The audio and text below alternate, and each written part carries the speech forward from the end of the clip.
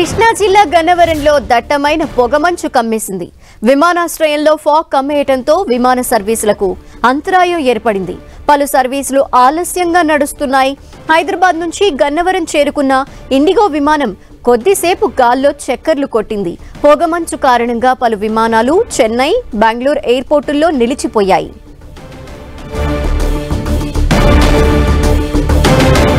మరిన్ని డీటెయిల్స్ మా ప్రతినిధి తిరుమలరావు అందిస్తారు. Tirumalarao.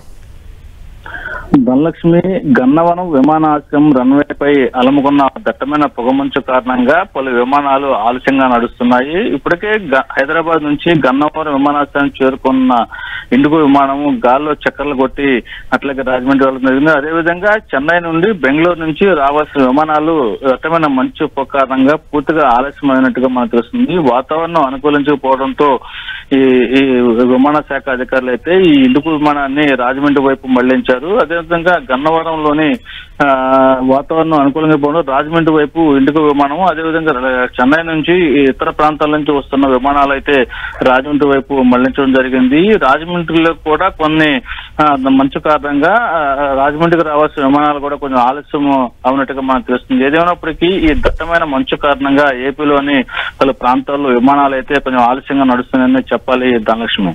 Okay, thank you Tirumalarao.